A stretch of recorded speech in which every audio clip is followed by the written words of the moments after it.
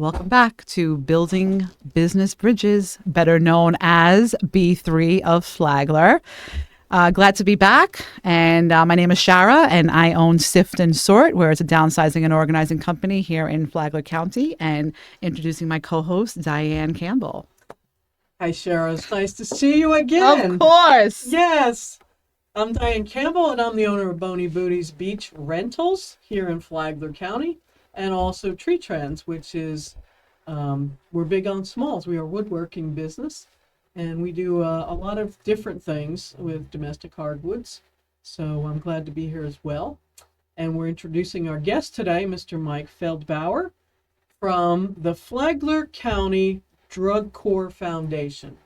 So welcome to the podcast, Mike. Well, thank you. Appreciate you inviting me to join you here and talk about what we do in our community. Since I am fairly new to the community, what exactly do you do? I would say a little of this and a little of that and some more of the other things. Well, as we're talking today about the Drug Court program, in our county, we have what's called the Flagler County Drug Court, which is designed to help people that have had a felony arrest. They got to be 18 or older. And the arrest usually has something to do with substance abuse. It can be any number of things, from as little as being stopped and they smelt marijuana in the car and they pulled them over and they did this and searched and found some stuff that they shouldn't have, and at a level that would make it a felony. It could be as more eventful as like a break-in and entry that somebody in addition was doing to raise money to support their habits. And then they are looked at by a team, first by the state's attorney, to make sure that the background and the arrest does not include any violence or sexual offense, and that their history is not a severe history, which they don't believe the program would help. Then it goes to a team with the drug court coordinator and our treatment provider, where they interview the prospective clients, or what we call them participants. And at that point, then they're given an opportunity that if you would like to be a participant in the drug court program, you come and visit and see how the program is run in the actual courtroom situation. And if you decide yes, then you are sentenced into drug court. It is a voluntary okay? But once you voluntarily said you're in, it's a sentence to be in. Is this just drugs, or is it drugs and alcohol? It's substance abuse, which makes it drugs and alcohol. Okay. You know, a lot of the people in the overall program that are in addiction of one form or another, an alcoholic will say, well, I'm not an addict, that's drugs. Vice versa. No, it's an addiction either way. I agree with that. I was just, and because I don't know. You have to get to that point. Right. Just because alcohol is legal to purchase doesn't mean the abuse of it and what causes it, like a DUI or something like that, is legal. Mm-hmm. So those are the differences that you look at as far as that goes. And how did you get started? I tell people that when I moved here, we moved in 2006, and I what I call semi-retired. A few months. Semi-retired too? Yeah. Not bad. Coming up on 19 or 20 years Just at this point.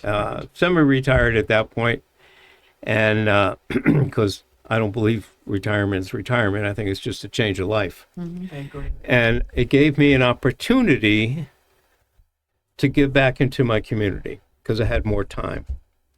So I looked around and see what can I do to help people here in our community. And the first thing that I really got heavily involved with, other than church, and I was involved with our church and our men's group and ministry, and there goes. But the first community thing that I got involved with was with Grace Community Food Pantry, Pastor Charles Solano. And for those of you who don't know about him, I would do some research. You have a very interesting story to look at, but he comes from a world where recovery is a very important part of his background. And after working with him at the food pantry for about and volunteering there for about 5 years, Pastor had a desire to set up a recovery house for people to come, try to get healthy, and it was a Christian-based program. It was called Open Door Reentry and Recovery, and we opened the first recovery house in the county, really, back then. And I'm an administrator by gifting. Not always the place I want to be, but that's where you are.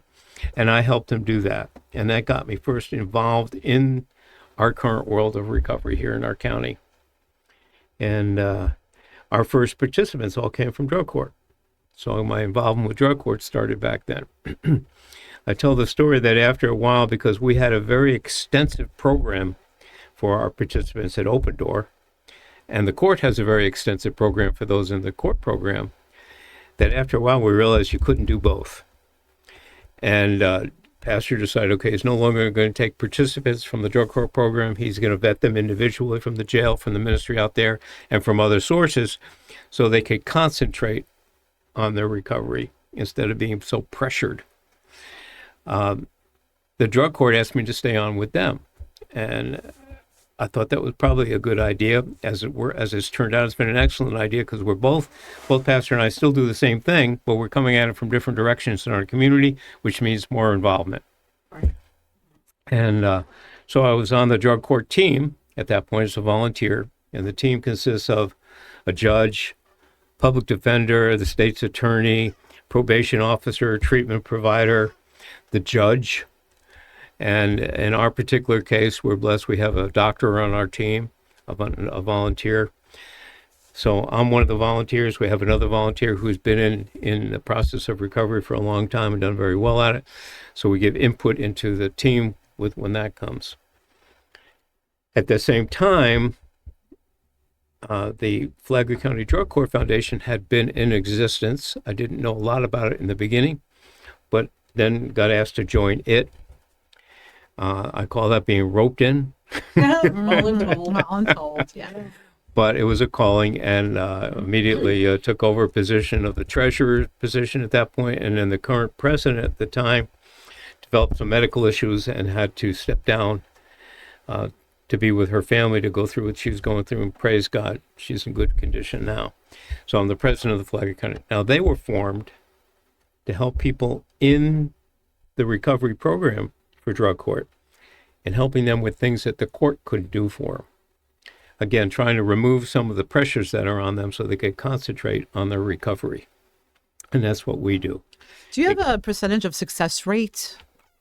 Our court system runs, from the time I've been involved in it, we've run what they call a non-recidivative, which is what the court will look at. And our court here looks at a 2-year program. So how many have not been rearrested in 2 years after their graduation in a drug-related arrest? And we run from the high 60s to the mid to upper 70 percentile, which is better than almost every drug court in the state. Wow. And drug courts formed initially in Florida. They're called diversion courts. Instead of going to prison or long-term jail sentences, we're diverting them and trying to give them an opportunity to have a second chance on a new life and become a normal, everyday citizen. And that's the goal of the program. I also have to say, you did a presentation the other day at one of our networking meetings, and there was something that stuck with me, and that was, if you want a good employee, you hire one of your participants. If you could elaborate. You weren't there, Diane. No, I was on a cruise. Oh, well, So that's, sorry. I know. Well missed. You but really missed it. you did. I mean, that presentation, and I've heard Mike for years talking about Well, this, but this when was I talk something. about, part of helping people that are in the program, a lot of it has to do with finding new job opportunities. Some of them don't need it. Some of them have a career already set, but a lot of people come into the program and they don't have really a career path. So we try to find them better jobs. Some places, some business that can train them so they can move on and stuff like that. And when we go talk to prospective employers, we ask them a question. So, do you have your team currently drug tested? And we know the answer is no. Well, while you're in the program, our members, our participants in the program get drug tested anywhere from 2 to 3 times a week. Oh, wow. So you've got a decent play. Now, the other aspect is you also have a judge looking over their shoulders, the drug court coordinator, the state's attorney, the treatment provider, the probation department, are all keeping their eyes. So you can't ask for somebody better. These people want to do good job and good and at work, because that helps them move through the program also. And they also want a fresh start. You know, they want something to look forward to and know Right. that they have a career at hand and can start fresh and not be judged. Exactly. Would you agree that accountability is one of the highest priorities that the drug court puts out there for your candidates, your participants? Yeah, they have accountability to us, and then we also have them learning how to have accountability to amongst themselves. The different members, the different participants help. It's not that we're not an AA or NA or Celebrate Recovery group, but within the group, they work together and keep that going, because that's encouraging, and they need that. You know that every one of us needs that kind of support Absolutely. and accountability. Yes. I don't care whether you're in a problem or whether you're in addiction. It doesn't. We all need some type of accountability. And you also did mention that we're all addicted to something. I did hear that comment. Yes, and I, you know, you're always. It could be, you know, for me, it's food. You know, I have an addiction with food. Pizza. It could be How about- anything. The phone. How yeah. about one of these? Well, I got pushing the wrong buttons here. How about one of these? Yeah. I just saw a picture of a Thanksgiving dinner, a family, a real family. I know who they are. There's 6 of them around the table, We're all looking at and they the all phone. have their Yeah. phone. I know. So All heads are down. Yeah. The biggest thing we run into, and since I've taken leadership in the Drug Court Foundation, I've changed some of the things we've done. And because I've got team members that can help and do these things, we were the first nonprofit in the county to get a grant to give free Narcan away, which saves lives from substance abuse. When that happened, we became an educating group for our community. So we go out into the community, whether we're down to First Friday at Flagler Beach every month, we go to churches, we go to different business groups, we trained the Flagler County Tax and Motor Vehicle Department on the product. They came to us and said, listen, we have 100,000 people coming through our doors during the year. We all have public bathrooms. I think our team needs to know what this is all about and how to use it in case you need it. And we're happy to do that. Our team also got Narcan into all the Flagler school systems. We hope that we only replace it when they expire. They don't have to use it. But we were the first district in the state with working with our school board, who did a tremendous job. It took a while to get through the bureaucracy and all that they got to go through. But we were the first district in the state to have a formal program to have Narcan in our system. There was only one other district that had Narcan. That was in Tallahassee. Wow. And they got a word from some other building there and said, put it in. Oh. Okay? You know what I mean? Let's talk, Mike, about the steps when a participant enters the program. What, I know we're going to run out of time here, but what are the steps, if you could give us a high-level flyover of what that looks like? Sure. Basically, our program, if you do everything correct, okay, is 54 weeks long. That program has 5 steps within it. Okay, we call them phases. The early phases, you are participating more in each feature. So you'll be at the court more often. You'll be meeting with your probation officer more often. With your treatment provider, your treatment system at that point is more extensive. Okay, that also changes later when you're getting close to getting in. Then they increase a lot of that there too, preparing you for the departure in the treatment program. So you're seeing the judge 2 or 3 times a month. You're seeing the drug coordinator 2 or 3 times a month. You're seeing your probation officer. You're also doing more what we call UAs. Okay, so they're being drug tested more often based on their phases. We also understand that in early phases, there's mistakes being made. It takes a while to get used to what's going on. It doesn't happen overnight. But when you break one of the rules, there are sanctions. Very few of them are very severe, but they are there. Early stages, the sanctions are a little lighter. The more you've been in the program, you should know more. Right. And you start screwing up, the sanctions could be greater. A sanction could be, well, you just missed a meeting and you weren't supposed to. Okay, you might get have to come back to court. If you were only scheduled to come into court that month 3 times, well, now you're going to have to come into court 4 times. Those kinds of things. You might have to write an essay. You might have to do some additional community service, which is all part of the program too. But you might have to do more than it was required under your contract if you break some of the rules. The severity is, let's say you have a relapse of some form, you could get a short-term jail sentence while you're there. But you don't get out. You don't throw people out of our drug court, because relapse is part of the normal process of recovery. Right. We don't want it happening on a regular basis. We can tell the difference between somebody just having a relapse, something hit them, some trigger that they weren't able to conquer at this point, at that point, versus somebody who just says, I'm going to abuse, I'm going to use. What is the average recovery time? And I know, of course, it varies, but on average, We look at stages. The first 2 years is probably one of the most important. Then you hit a 2-year, then you hit a 5-year mark. When you've hit the 5-year mark, you've come a long time, and your extended long-term recovery increases at that point. But we've had people that have been in recovery for 15 years, and some triggered happened, and they went back at it. Okay, it happens, and you don't know, because, quite frankly, I think we try to deal with, and our system tries to deal with more than other systems do. But a lot of the recovery systems are just Band-Aids. Okay, let's get you clean for a bit, but we don't look into what caused you to get into the problem, which most of the time is trauma. and like you said, what triggers it, basically. Yeah. And if you don't deal with what the trigger is, then the odds of relapse are increased. I think we do a better job than a lot of other organizations in the state do. We're far from perfect.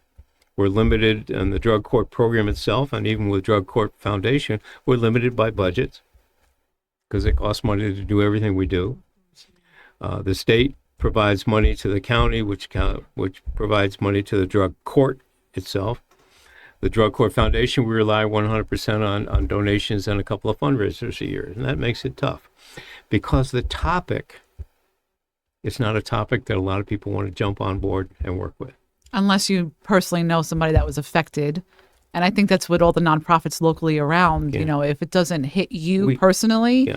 And we have that. I've got several of our team members that have lost children to overdoses. So they want to be there to help, so people don't have to go through what they go through.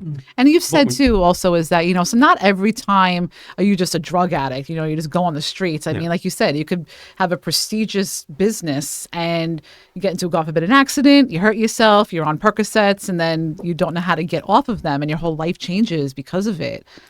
Well, that's true. And again, the one thing I always say, no matter who I'm talking with, is in the 13 years I've been doing this, and I did some other work in the recovery world years ago, but this has been a concentrated part. I've never met one person that just woke up one day and said, I think I'll become an addict today. No, Right. That doesn't happen. Right. yeah. It doesn't happen. But our attitudes toward that person, you hear me speak about that too, that if we keep telling that person you're going to be nothing but a bum, you're never going to get anywhere in life, after a while, that's what you're going to do. And that stigmatism is the biggest obstacle that I see in the world of recovery. I have seen families continually give to an addict, someone who has an addiction issue, and it's like a funnel that they just keep going around and round and round. And how do you find hope in this? What you're saying is something that, as a family member, and you see a child or a brother, sister, husband, whatever, that's gotten involved with addiction, and all you want to be is you want to help them. Right. Okay, but most of the kind of help that we're giving them keeps them involved with what they're doing. Okay, it's called. So explain that. called- What do you okay, mean? Yeah, how do you we determine, have two things. We have two things that go on. One is, let me put it this way. I see a child. Thank God it's never happened to us, my child. But if I looked at, and they're suffering through this, I'm going to do whatever I can, what I think will help them. But like you say, if I keep giving them money, I keep bailing them out of jail, okay, there's a dependency that happens and a codependency. I agree with that 100%. And what you can do about it, that the person that, let's say the parent in this case, because that's the easiest one to identify, becomes the codependent. And then you have the person in addiction is with codependency. And the codependent, in most cases, doesn't realize that they're doing that. I'm there to help you. I'm there to save you. I'm going to do whatever it takes to do. And what you haven't got is got to the point to say, hey, listen, a gentleman who comes and does a regular podcast with us on our Road to Recovery podcast, he's been in recovery for 39 years. When he tells the story that he finally got it one day when his father drove him to the hotel, dropped him off, paid for a week of room, and gave him some food money and said, this is it. We're not coming back. Yeah, I was gonna say, when does that tough love come? This describes the scenario of these friends I know. We're talking about adult, over 35 years old. It's a constant worry, and they try to figure out tough love ways to support, and it just doesn't. The recipient doesn't get it. Do they have to pull out the cardboard box and get under the bridge and live there in the cold to get it? What makes that switch go on in the addicted person's mind that they need this? Okay, first thing is to remember, as much as we want somebody to recover, they may not want to. They might at that point in time, okay, because it hasn't been dealt with, whatever the cause is. They don't know. They've been involved with it so long, that's all they know at this point. But at that point in time, there has to be a point in time where they decide they want it. We find it in drug court. A lot of the people first come into the court and accept the offer as a get out of jail card. Okay? And sometimes it could take several months into the program. They're doing things right. They're not using. But to decide that I want this, I really want it, then you can see the difference. Some people say, okay, I'll go to 54 weeks, and when I get out, I'll go back to doing what I was doing. Okay? Because they haven't gotten that in their head.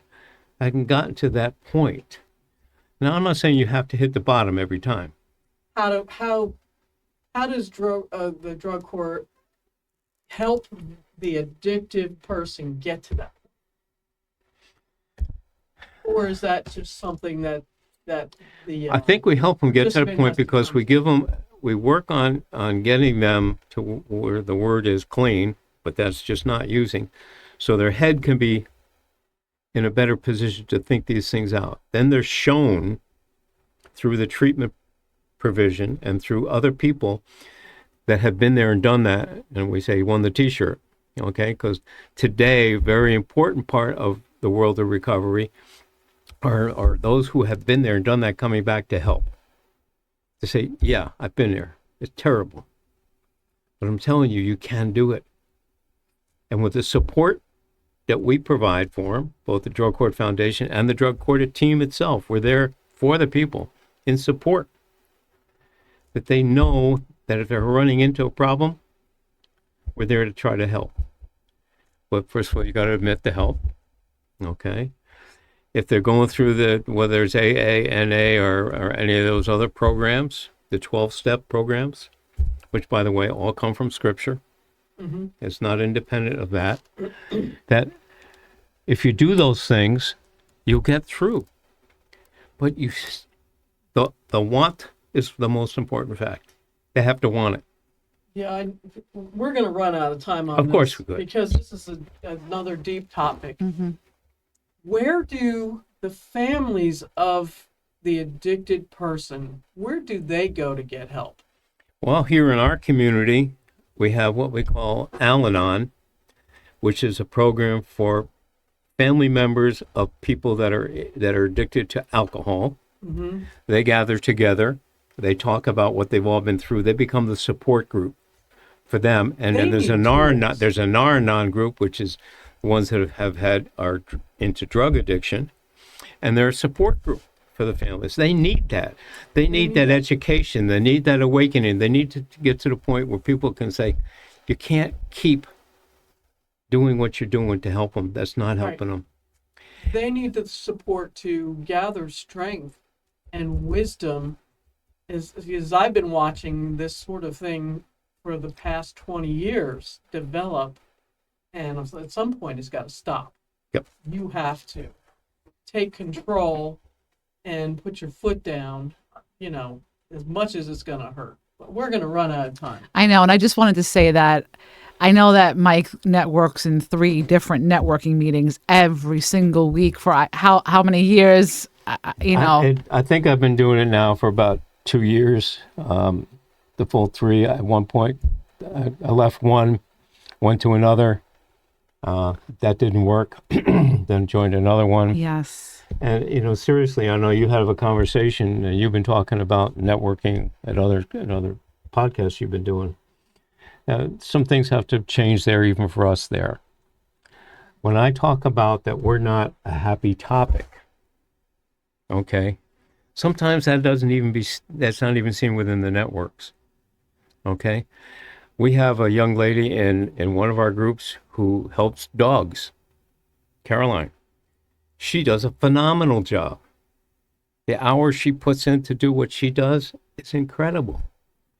But she'll get more support to help the dogs, and we'll get support to help the people. And that's kind of where I was I'm getting not being at. critical on them. I Right. understand. Right. But that's the case. And that's what I was kind of getting at, is that you have pushed so hard that whether you believe in the cause or not, if you don't know anything about addiction or know anybody that has had addiction, the whole point is that to support you and what you're doing for the community that's in need. As you say, I'm never looking for new customers, as everyone else in the 50, 60 group networking meetings are looking for new customers. There's a way, like you say, to still support you. Go onto the Facebook page, go onto the Flagler County Drug Court Foundation, like it, follow it, share it, comment, come to an event, support it, throw, a gift card, $10 here and there, and people just kind of dismiss it because it's something that they don't. Help us find people in the community that will help us with larger financial stuff. I've got dreams, and so does my board, and so do all the members of our group. We've got dreams to expand. Okay, our first expansion, we'd like to get 2 recovery houses, one for male, one for female, so people in our program, we know that they can be in a safe place. Okay, that's expensive, and right now it's going wacky. You can barely get a room, or what we used to pay for mortgage. And the other thing is that I'm a firm believer that in our community, we need to find an ability to put a sober club. That wouldn't be the title of it, but where do you go here to have a good evening out that doesn't have alcohol and drugs? Right. There is no place. I don't know. Right. A place that can be happy, you can go and enjoy. My wife and I, we don't drink. So I'm not looking to go to a place where people are all drunk. Okay? So, and there's a lot of people in our community like that.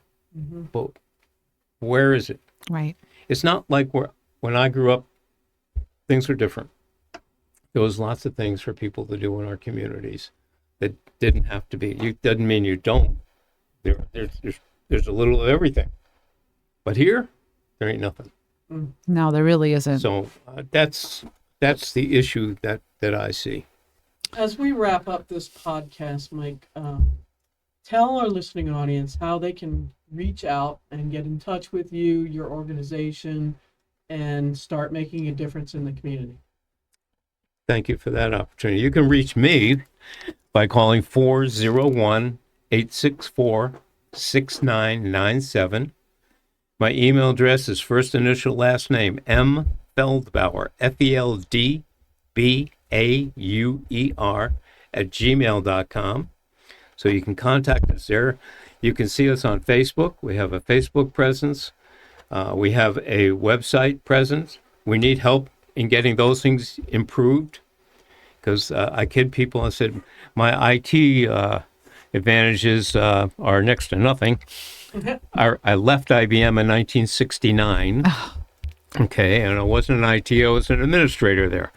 So we need people with more skills. We're getting some of them coming on board to help us, but we need more skills in the community to help our group grow, and also have people that can be good mentors to the people in the program.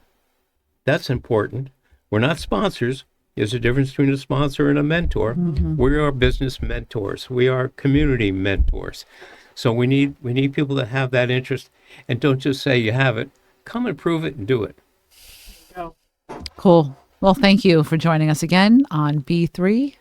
See you next time. Yeah, it's great to be here, and we'll catch up next week. Thank you.